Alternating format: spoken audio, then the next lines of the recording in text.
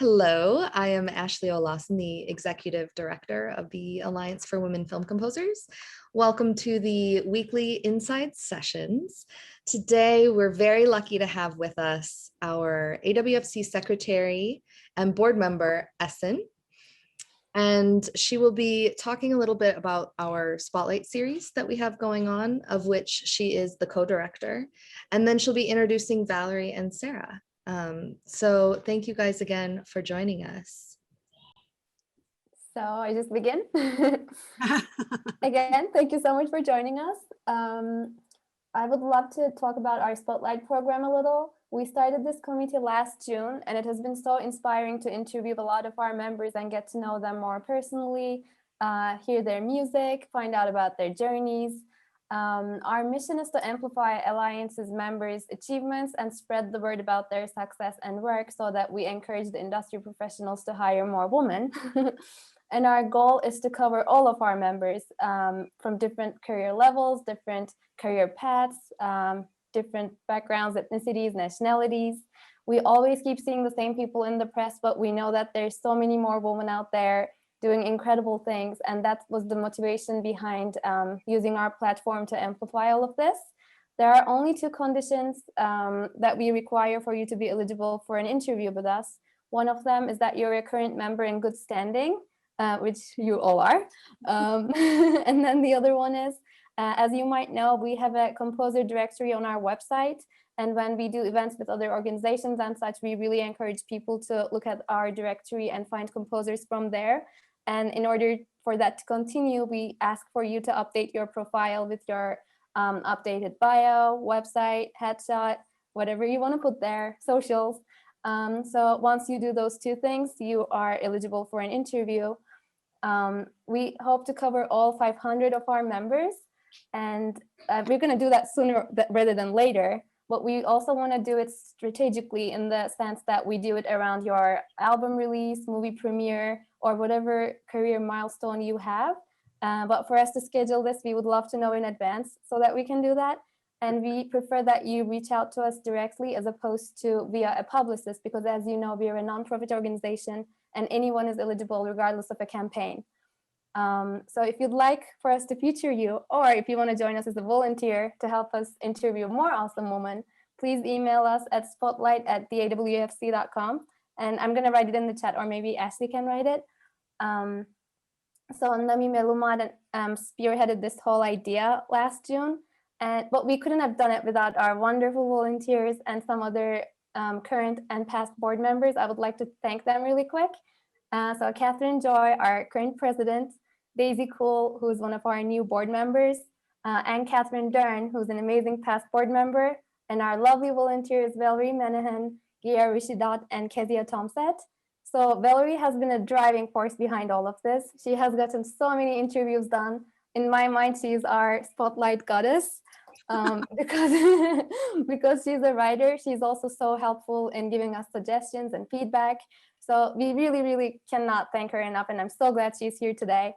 When she interviewed Sarah earlier in March, I got so inspired because her interview was so different. There are these preconceived notions about what women can and can't do in music.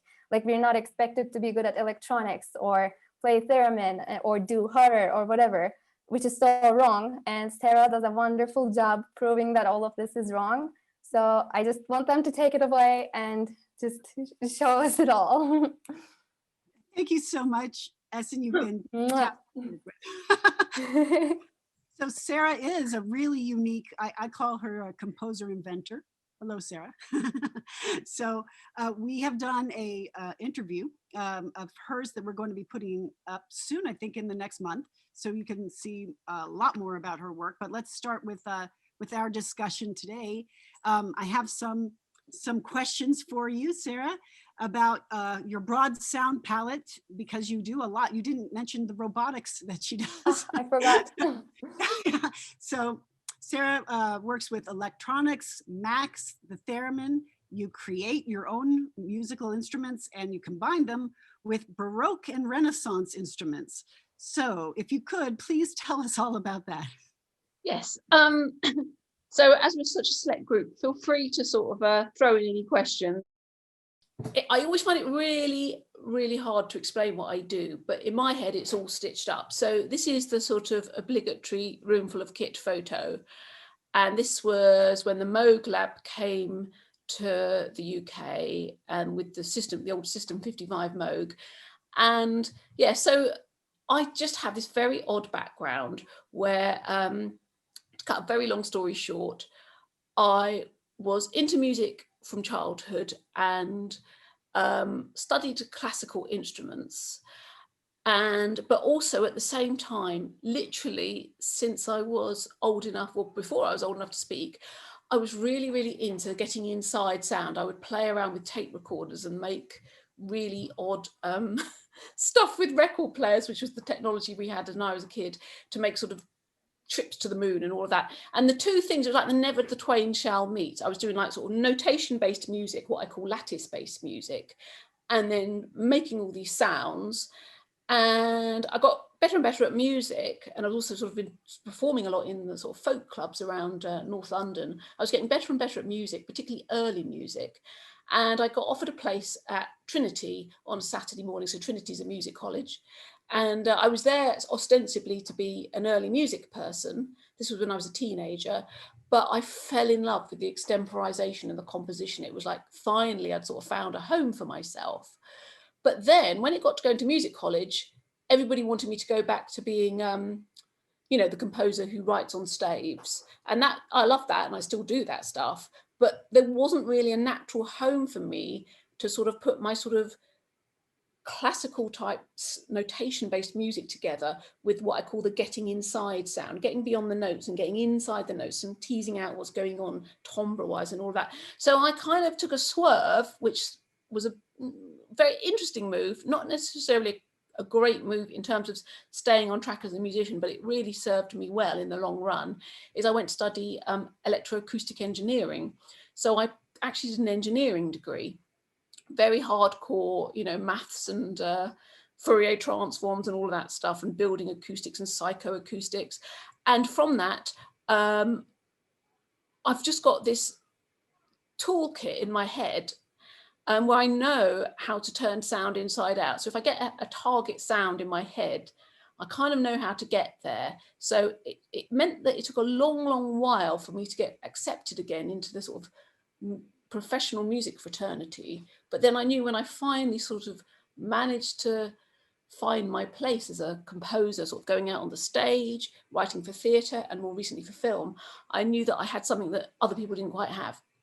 So so I was using all these analog tools, particularly known as a theremin player. I'm sure you all know the theremin.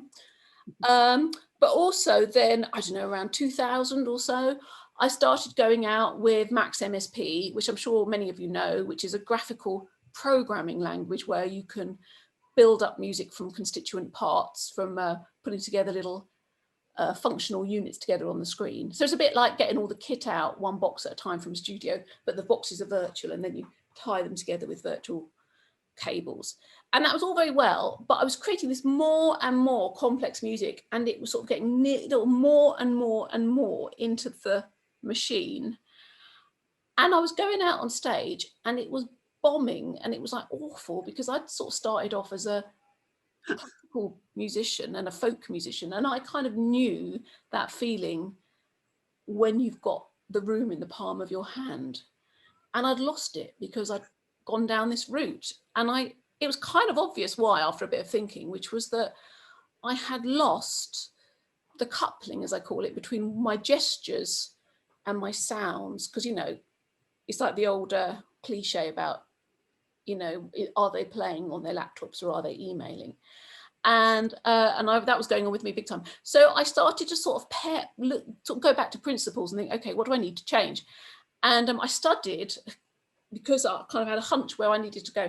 I went and did a master's in robotics because I wanted to learn about a type of thinking called cybernetics, which is this idea about what we call sensory motor loops, like you make an action, the world does something, you draw your bow across the string makes a sound, and you hear it, and these sort of loops that you hear.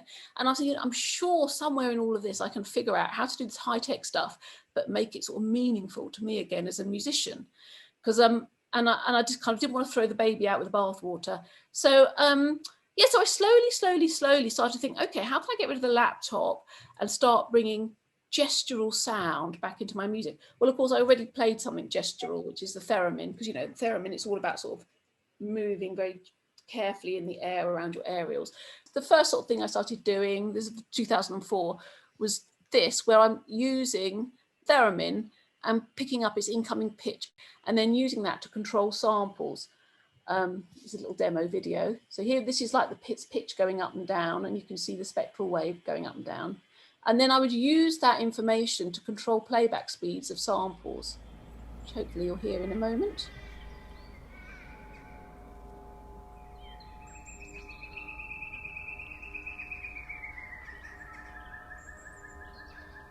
As I move my hand, you're hearing a bird swooping around the room, and it's very, very clearly coupled to my gesture.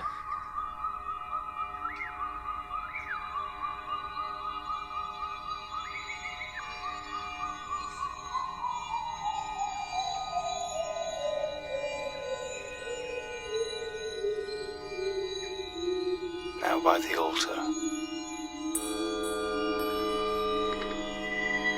Now by the dome. Now by the altar. Now by the dome. Now by the altar. Now by the dome. Now by the altar.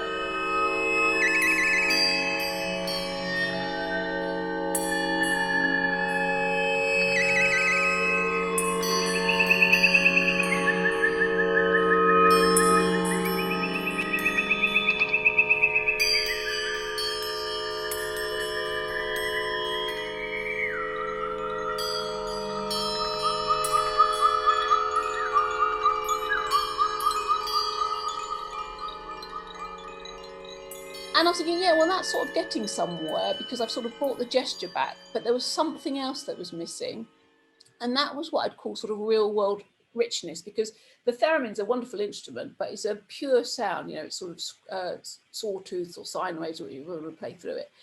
And of course, what I'd come from was a much more ancient tradition where we had these sort of gnarly old instruments that have been evolved by makers over centuries that made different kinds of sound.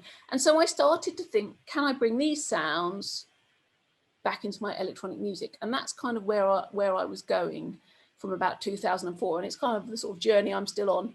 So I started using things like bells, which I would hang. This is the percussionist, Stephen Hiscock. I'd hang the bells and we'd sort of play them percussively to play really fast riffs that were rather like sort of riffs that you might have in sort of electronic music. I wanted to play a keyboard instrument, and I'm sort of very into spinet and harpsichord and all of that, but I managed to find this much earlier instrument called the clavicimbalum, and this really got me excited. So I've got a clavis here. Here's a photograph of the clavicimbalum I've got. It's a sort of tabletop style instrument, about the size of a hammer dulcimer, and that's pretty much what it is. So if you think about instruments like the European hammer dulcimer or the santur from Iran, they were sort of trapezoidal string instruments where different length strings made different sounds, and you sort of hit them with a beater. The cymbalon is another example of that kind of instrument.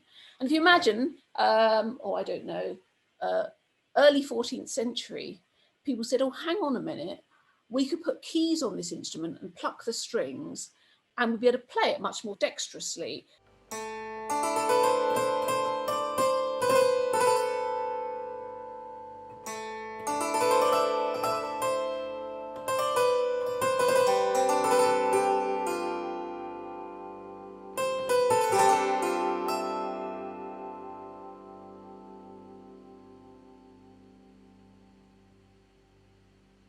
Got really wonderful tail, and you know that can be quite problematic if you're playing some sort of music, but I absolutely love it.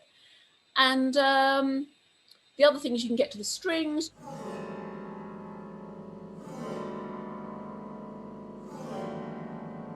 You've got real strings vibrating in a room, and they misbehave, and they're always slightly out of tune, and there's all sorts of creaking and stuff that's going on with the instrument, and all this comes out in the wash when you record it. I'm trying to create hyper-real impressions of these instruments in my music.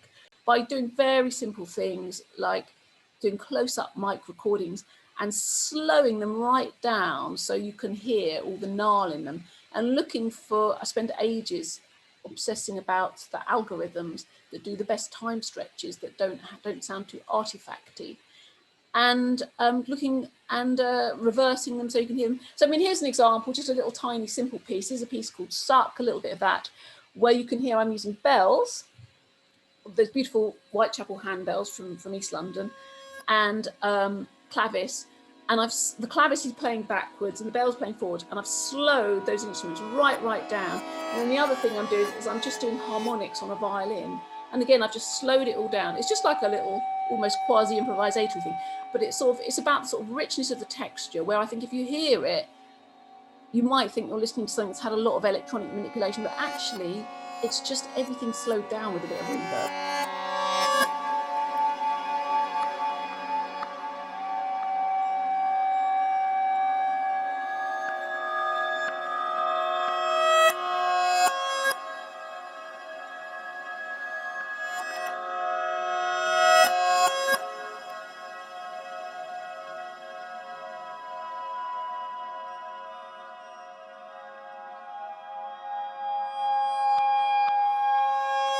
So I was kind of feeling like I was sort of getting somewhere with that sort of stuff, because I was thinking, well, this is interesting, because now I'm doing what the computer's really good at, which is disrupting the whole time and speed continuum. You know, you can fiddle about with time and you can fiddle about with speed, and obviously you can layer things and add reverb.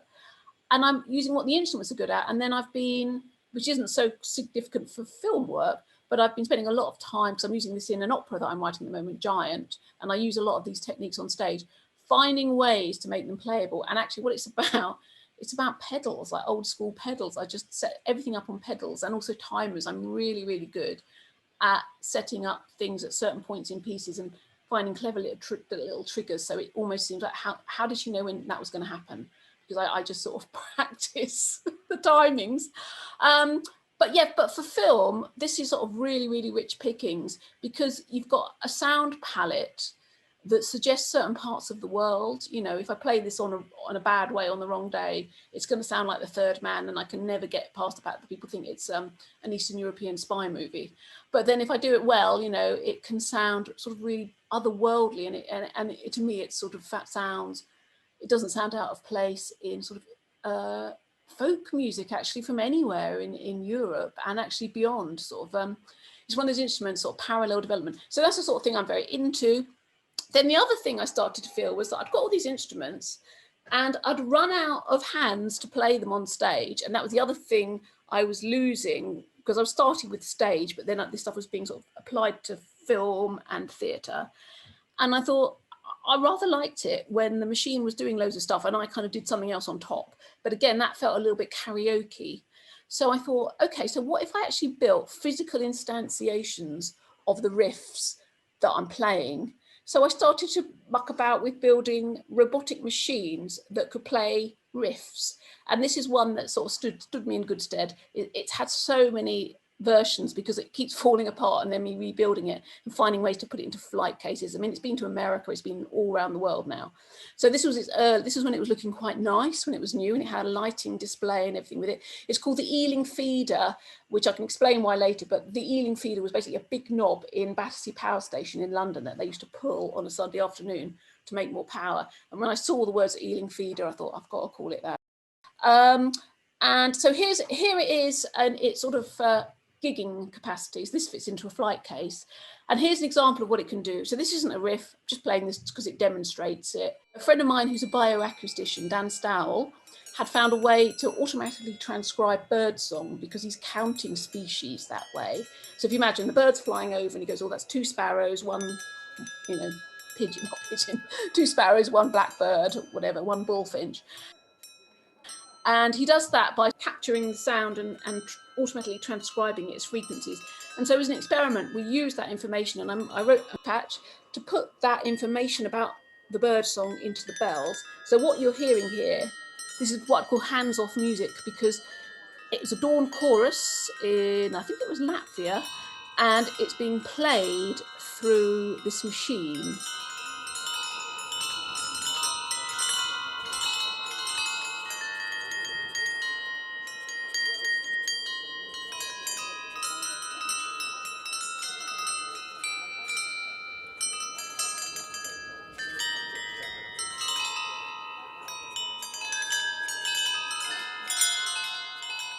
But I've also used this stuff tunefully. Here's an example. This was before I had the clavis, actually, so I'm not so keen on this version because it's got a spinet, and I think it sounds too tidy. I can't explain the other way.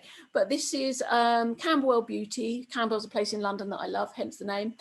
Camberwel Beauty, and this is now it would be clavis, but in this one it's spinet, and the Ealing feeder.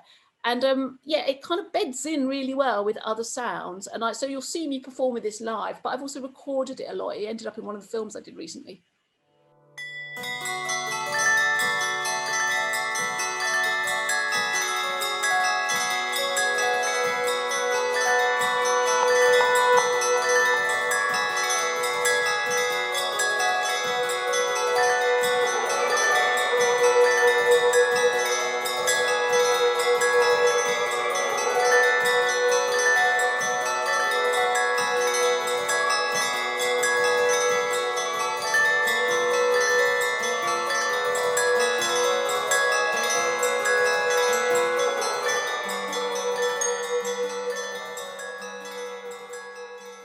One sort of bonus of making these instruments, which again, as stood me good said, in theatre and film as well as on the live stage, is that once you've got these instruments, so first of all, they're much, much more exciting than samples because they have what I call their aleatoric charm. They have their unpredictability. So if I sample this, and I do actually sometimes when I'm working stuff out, use samples, you know, just working in contact, like samples of my machines to work things out, but they're never quite the same when you hear them in samples.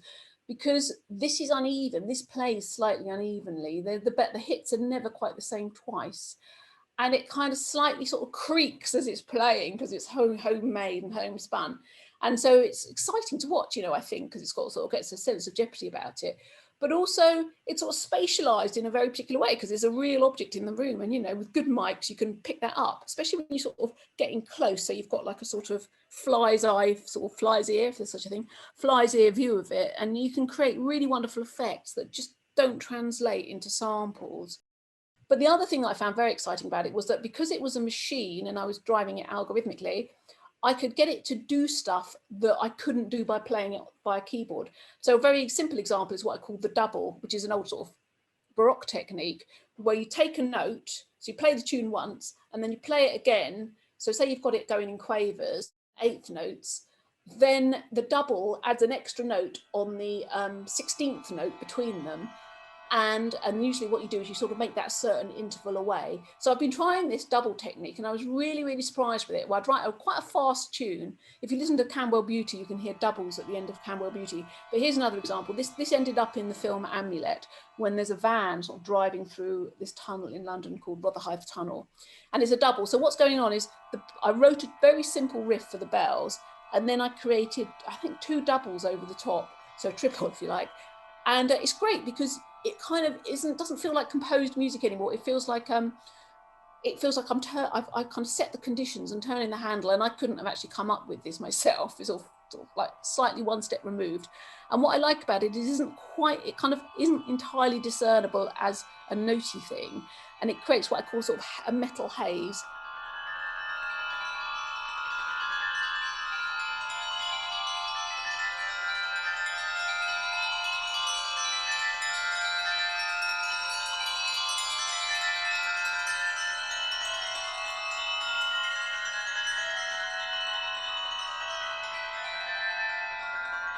So somebody got a question?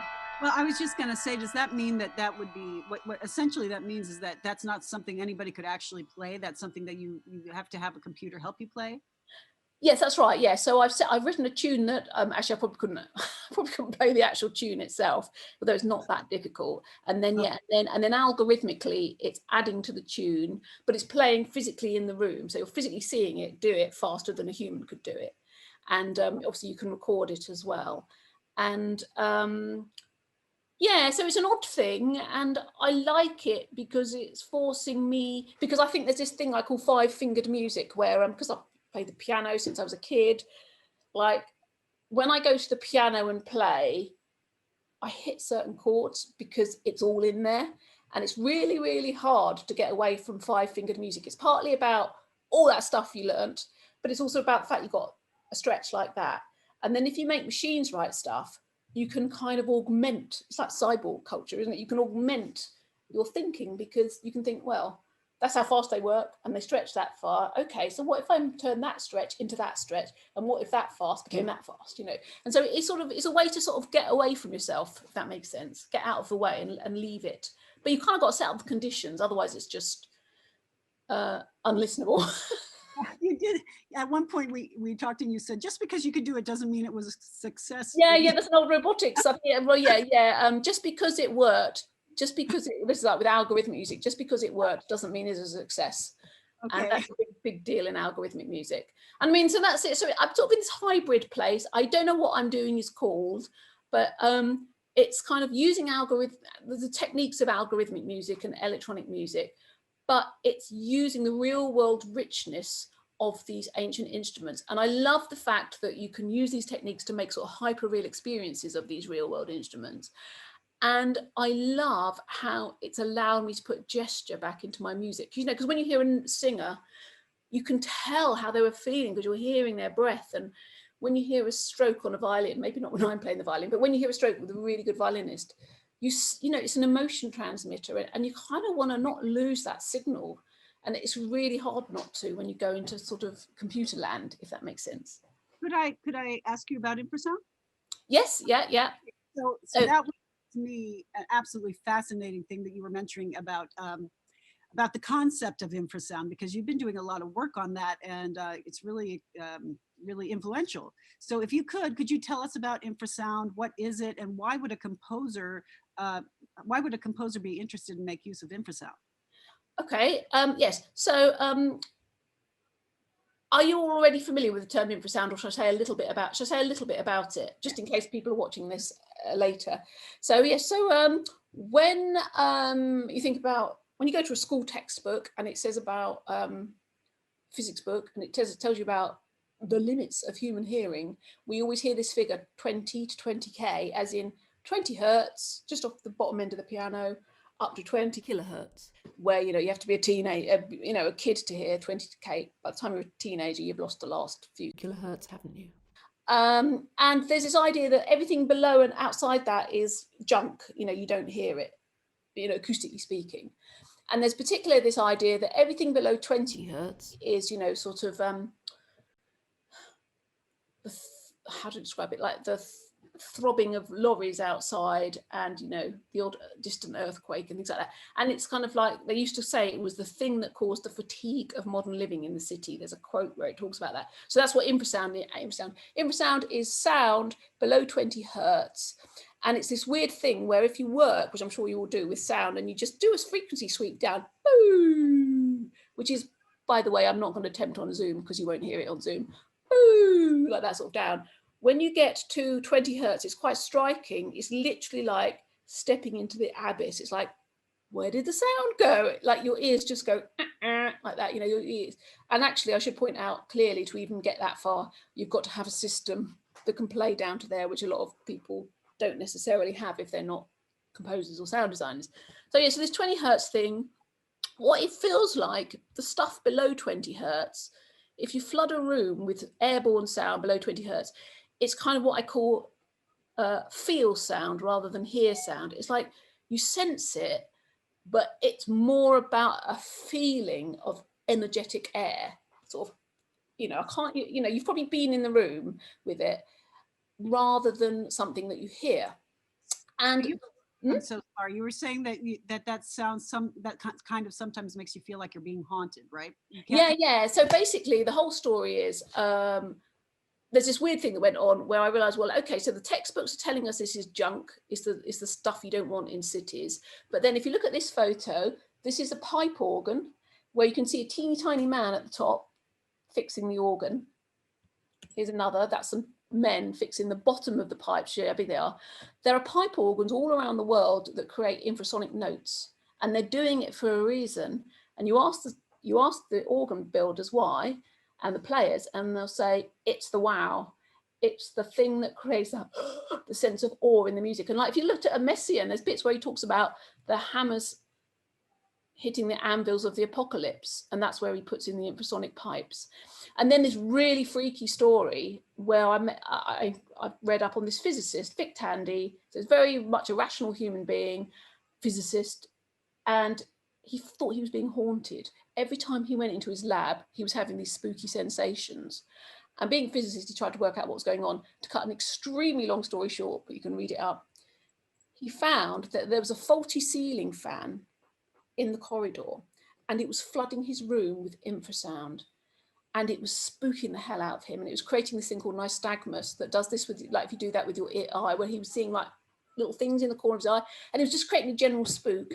And if he switched the fan off, the feelings disappeared, and when he switched them on, they went away. And then he started going around ostensibly haunted sites, and what do you know, he was finding infrasound, and it was because like the rooms were actually like Helmholtz resonators, things like that. So, oh my God, this is, as a musician, this is so exciting. So we've got this we've got this sound that I can, or feel sound, I can add to music that you're not even going to be that sure it's even there. And like the organ players have got onto it, and I might be able to create a complete sort of spook. So again, I haven't got time to go into the whole thing, but about 2004, I think it was 2003, I ran an experiment in the Purcell Room, London, where we ran 2 back-to-back concerts, and we flooded certain pieces with a massive infrasound generator, which we built. There's a little bit of it with the National Physical Laboratory in London. And we had some parapsychologists, Richard Wiseman and Kieran O'Keefe there, and we ran this very tightly controlled, what they call counterbalance experiment. And yes, we had tentative evidence that infrasound can create very disturbing feelings, sort of sense of presence, sense of disease. And I mean, I've been using it in music ever since. So like if you go to a theatre where they've got a big enough system, I will use infrasound. I make a very, it was difficult because we were trying to use pure infrasound because we were doing an experiment. It doesn't have to be super, super pure. It doesn't have to be a perfect sine wave, but I try to get as close to a sine wave as I can. And I follow the envelope of the music, and I chuck in an infrasonic note that harmonizes with it, and it kind of electrifies the room. And yeah, and of course cinemas can. So like, yeah. So like surround sound, like your average movie theater, would that be something that some could do some of Yeah, this? yeah, bigger theatres. And also you find that actually this technique is particularly fine with infrasound because it's got this sort of startle feeling that it creates, but actually to do it with other very, very low notes, sort of mask them by using them as what you call like envelope following the higher notes, and just sort of sneak them in. And it's that sort of energizes the air, and it's just sort of it's unfinished business for me, infrasound, but it's like rich pickings for sound designers and composers. I know we were wanting to touch on Daphne Oram, the historian. Oh, there she is. That's Daphne Oram. Yeah. But I just want to say about infrasound, just very, very briefly. I find this sort of thing very interesting. Going back to this whole gestural in the room infrasonic things. So this is Sun. This is their stage plot, which some of you might know. So they are like, well, audio philosophy. It says here, maximum volume yields maximum results. And there is this sort of thing that we crave. I mean, if you go to Sun, it's literally, it makes your ears bleed. It is like, what they are, they just have like, these are all their Marshall stacks. It's absolutely enormous what they do. And it's all like shamanic sort of going to one of their performances. And I do find it really interesting that we crave these, what I call this trouser flapping bass so much that we'll even destroy our ability to ever hear again in order to get like a bit of it. And I think you never get that with like going to the Tate and they say, oh, how was the experience? Oh, well, I can't see, but oh my God, it was brilliant. Like, what is it about sound that is so intoxicating? And, what can we pick, obviously without deafening the audience, what can we pick from these kinds of theories? I think that was a very important point. Let's just go without deafening the audience, but because that is so, I really want to talk about that with your horror movie Amulet, because that was amazing. But before we do that, I did want to touch on Daphne Oram, because she really is a bit of a godmother. She's yeah, and I'm sure I'm not alone in this, but my sort of history, so for people who aren't familiar with her, because she's a British composer and inventor, Oram was really, really ahead of her time, a composer who, I mean, to give you an idea of how ahead of her time she was, in 1947, 1948, she wrote a piece for double orchestra and 3 turntables, which you manipulated. and you had different recordings of, you had the live orchestra, double orchestra there, and the turntables were have different, the orchestra also recorded in different acoustics, wet and dry. And you can if you can get onto the BBC website, Shiva Fesharaki and James Bully are performing that piece because it was sort of lost in time. So I mean, yeah, she's a pioneer, and she started the radiophonic workshop in the UK. She co-founded it and then left quite soon after and started her own first independent electronic music studio and invented this device, the Aramix machine, which we probably haven't got time to talk about in detail. But the reason that Orum's of interest to me was that as a kid, I was sort of going down the sort of, you know, traditional music route, sort of acoustic music route. And then this thing came on the radio, and it was this piece. It was a really weird piece, actually. It was called, it was by Malcolm Clark. I didn't know that at the time. And it was an electroacoustic rendition of a Ray Bradbury story, And Now There Come Soft Rains, which is about a house that looks after itself after Armageddon, when everybody's a shadow on the wall because they've all gone, all been vaporized. And it was such a thing for me. I got really intoxicated with this piece, and I played it.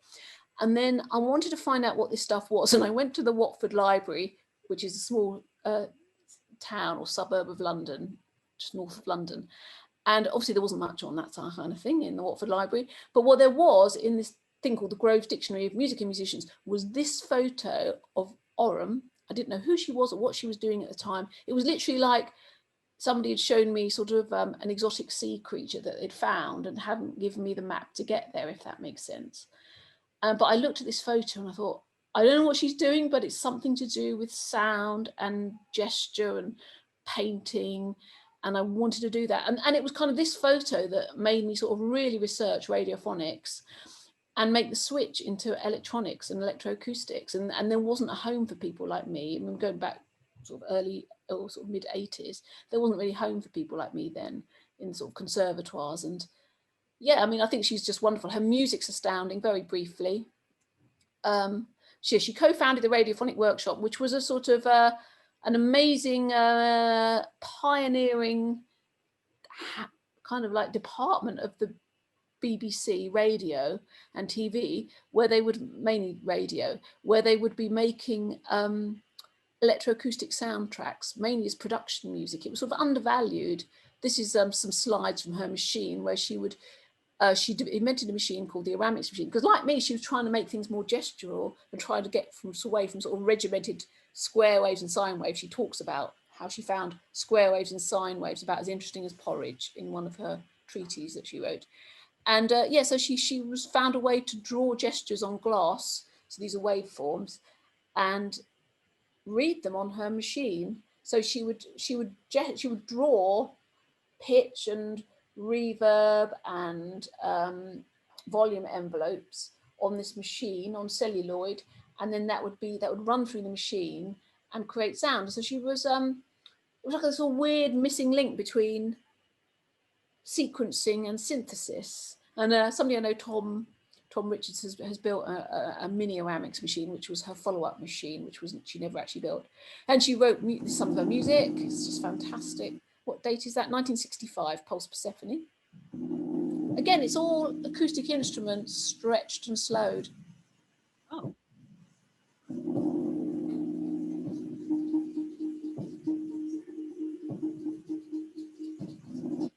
And she wrote for film. So if you could see the film, which is a fantastic film, The Innocents, she created all the sort of ethereal electronic noises within that.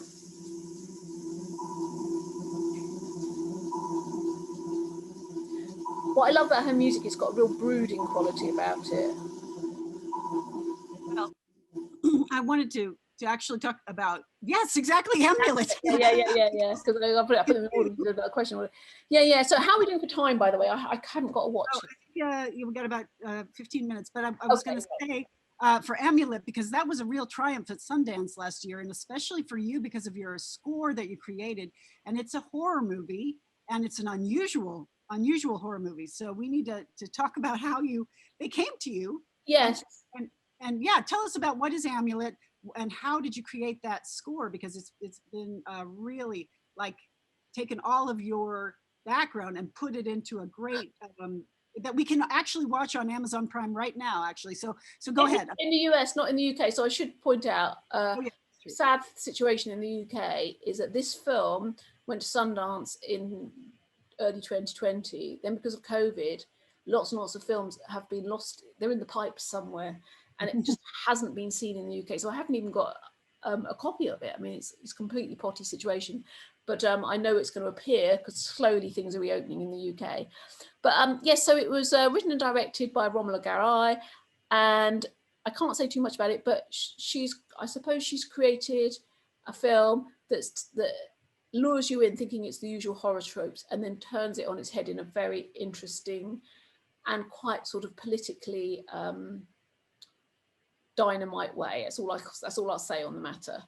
But from my point of view, when I read the script, for me, it was like your classic update of the Gothic horror, where it was about people in a house.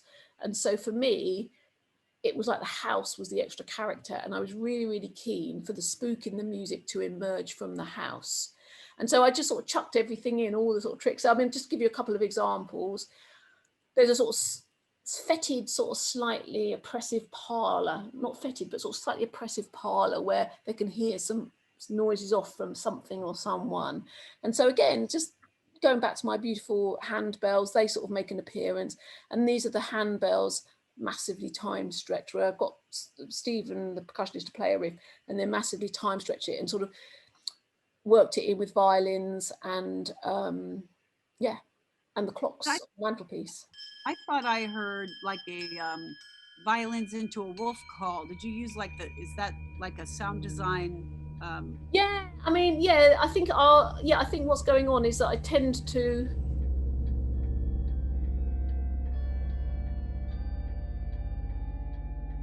so that's a riff on the bells played really slowly. Yeah, I mean, all sorts. I mean, funny enough, one of the instruments I use a lot in this one, which I think, yeah, I mean, there's lots of sounds. I'm into what I call sort of, well, I don't know, not the word is liminal, but I'm into ambiguity, where you don't know whether you're hearing something humanistic or the plumbing. and I suppose that's what I was sort of aiming for. Yes, so there's a lot of times where I've done things like that with the violin, definitely, where I've taken a violin sound, which is me playing the violin really badly, because again, that's got a lot of, I'm not a good violinist, but it's a nice gnarly sound I can make, and I can sort of do that.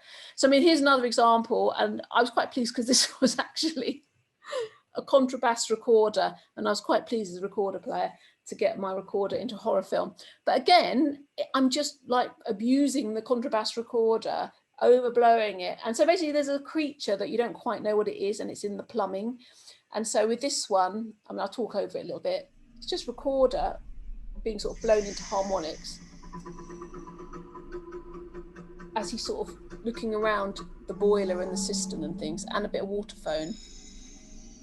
And it's all the techniques I was talking about. There's very little electronics. I was tempted to write a sort of Carpenter-esque soundtrack, and maybe that would make me more commercially appealing. And if anybody's out there, I can do that. But I was really interested in the idea of the physical elements of the house, the metal, the pipes.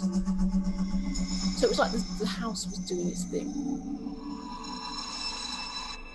And then the other thing, very briefly, I was keen to also use voices. Well, actually, that came from Romola, the director and writer. It's let's just say there's a bit of avenging female goddess action in this film, if you need a bit of that sometimes, which we all do. And so basically, so the beginning sort of sets up this theme that then gets like pulled like licorice in all sorts of ways sonically through the piece. So the first time you hear it, this is like sort of part way in, it's when the credits are building. So this is like part way in through the build. And what I'm doing is really subtle. What I'm doing is it's a canon, sort of repeat, repeat, repeat, repeat. But it's a stretch canon. So every time you hear the voice re-enter, although you're not aware of it at first, it's being time stretched a little bit. And then, so basically, I'm so sorry I can't share clips, but we've got this COVID situation with I can't show the film yet. If you imagine, this is sort of the build over the credits, and then when we get to the climax, we're into the first scene, which is this forest. So I'll just briefly play you a bit of that.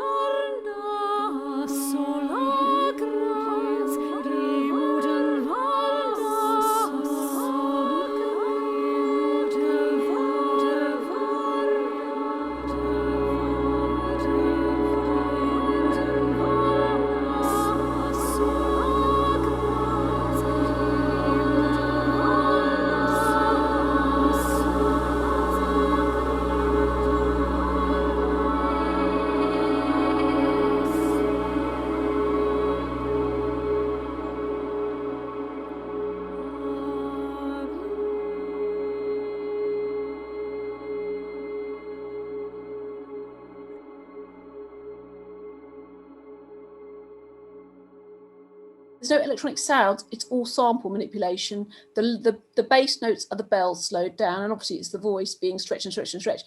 And then what's important for me, because a thing happens in the forest, which I won't say, you have to sort of watch the film, there's something about this forest where it starts. And then it's affecting this, you have to see one of the protagonists' dreams. And then what happens is I then reiterate that voice, which is a beautiful voice of Sarah Gabriel, and I pull it, I sort of like sinew, to the point now I think I was literally stretching it 64 times, but very sort of cleanly. So the voices are this malevolence that seeps through the house when Thomas has trouble falling asleep.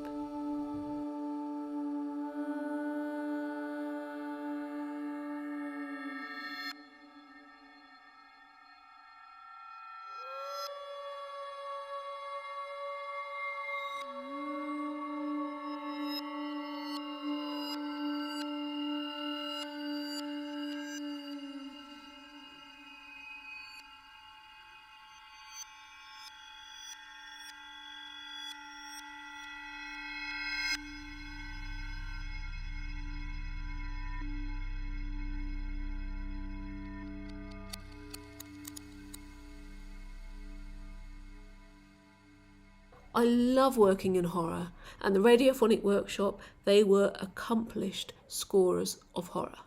And then, of course, we've got the Carpenter-esque horror score. I feel like we've been recycling the Carpenter-esque horror trope for rather a long time, and it's exciting to think, okay, so if we hadn't got Carpenter, what would we have done? And I kind of feel, I don't know, so I'm excited by the idea of... So Sarah, we have a question about, did you plan all of the stretching out with the movie, or was this an accidental, amazing creation? Oh, it's what I kind of think. I've been doing it a lot in other pieces. It happens a lot in this piece I'm writing, Giant. And I think I just thought I need to have some family resemblance between all the cues. And so I thought, if it's the seed, because it's like, if the way to think of it, I mean, I kind of thought about it in a narrative. I thought, this is a story where this man doesn't realize, he thinks he's pulling the strings, but the women are pulling the strings, and it's because of something that happened in the forest. So the music that is the forest music, which is that song you hear at the beginning, I want it to be percolating in. So your brain thinks, oh, it's that timbre, it's that tonality, but doesn't necessarily think, oh, it's the forest theme again. And I just knew that I kind of wanted it to create it, feel it otherworldly, but not get the synth out, if that makes sense. Yeah. Well, actually, I wanted to ask you something else that you had mentioned before, and I just really want to get it in because I think it's so fascinating, because you work also as a sound historian. And so you were saying to me that you that people throughout history have heard sound differently. And it's something you have to keep in mind, or often do keep in mind when you're starting to work on a project. So could you talk about how do people throughout history hear sound differently? Oh, well, I think it's more about, well, it's really hard to explain, but I think it's sort of early encounters with sound technology. So very, very obvious example. This is some girls here at school somewhere or other in the 1880s, I suspect, or maybe a bit later. And it's called A Study in Expressions. And of course, they're hearing a human voice for the very, very first time that's disembodied. And I find, again, especially with horror, I think that if you start to look in this sort of area about how has technology changed our sort of what I call our sense of ourselves, our corporeal envelope, and how is that, how do people sense that when they first did it, and are there things, sort of sensations and feelings you can pick out from that? So I think I mentioned to you, Val, that here's a very interesting, you know, when the Edison phonograph, the first machine to record and playback sound, when Edison first demonstrated it in his lab to Scientific American, so not some, you know, hippies or anything, like a bunch of scientists and technologists came to his lab to see it. The way they wrote it up in 1877 in Scientific American, they said, he's invented a machine through which the dead can be reheard. And that utterly blew their mind. And it is mind-blowing when you think about it, you know, like we sort of listen to the dead every day in our earbuds. But this is a massive human transformation. And how that felt, I mean, I will just play this because it's so fantastic. So this is a recording that was lost for years and years and years. I'll put it on, see if you can hear what she's saying. It's actually Florence Nightingale. So Florence Nightingale, you know, this amazingly accomplished woman, they plonked her in front of a phonograph in, I don't know, about 1880, you know, not long after its invention, because they were trying to like get the celebs of the day and the sort of respected people of the day to demonstrate this technology so other people would buy one. And music hadn't really been discovered as the killer app by that stage. It was more about messaging and leaving messages. And she could have said anything. She could have talked about so many things. And this is what she said in like the minutes that she had. When I am no longer even a memory, just and days, I hope my voice may perpetuate the great work of my life. There we are. When I am no longer a memory, just a name, I hope my voice may perpetuate the great work of my life. And it's because she couldn't, they were all just, I mean, I think we have had very few of those moments. For me, it was like the first time, you know, because I'm old enough to remember the first time I saw the internet properly. And it was one of those moments. I'm thinking, I've just mentioned that document and she's got that document. What was that? You know, and I think that kind of thing has happened repeatedly. We have these moments with sound, and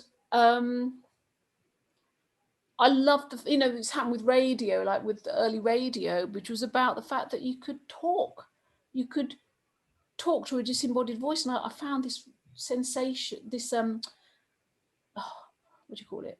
Again, in an engineering thing, there's this wonderful book by Sconce called Hoarded Media. When he mentions this, there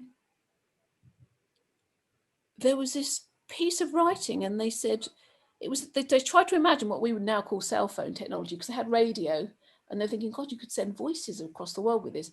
And they said, we are toying with the intangible, the stuff from which the stuff from which the northern lights are made.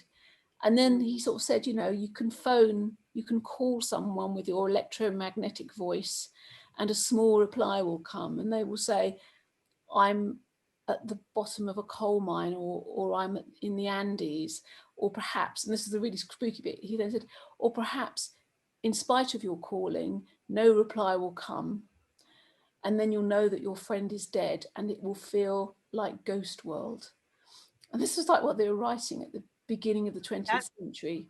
And I suppose as somebody who's very drawn to sort of spook in music, I think there's a lot of spook to be investigated in those early encounters with tech, and try to sort of understand what were the affordances that were going on that were creating the spook. So, you know, when we're used to phoning up people now, but what kind of sensations can we create now that can have equal level of like where you suddenly feel transformed in some way, like Infrasound does. Looks like we only have about 1 minute. Oh. So, but Sarah, just mind-blowing ideas. I love the idea of oh, sorry, yeah. Well, just, you know, even the Ouija board and all that fascination with seances, that came out of some of that. I didn't even really put it together, but this is just fascinating innovation. So thank you. And I'm sorry we didn't get to any questions. I'm so sorry that we didn't do any questions. So I'm sorry if there was. Human envelope. That's right, Ashley. We really are so lucky to have gone beyond the human envelope, so to speak, with Sarah, Valerie, and Esin today. And yeah, if you have any questions, you can unmute yourself and ask now. We can give a grace period of a couple minutes. But I mean, speaking for myself, I don't have questions because I'm taking it all in. It's just absolutely fascinating. Oh, thank you. And I want to thank Sarah and Valerie and Esin for bringing this all together for us today. So thank you for joining us, and we'll see you next week. And thanks to everybody, especially Val, all the time going through questions and things. Thank you all. Yeah, thank you. And Esin for inviting me along, and it's been lovely. Thank you. Thank you. This was so incredible. you, Ashley, for putting it all together. Yes. This has been great, everybody.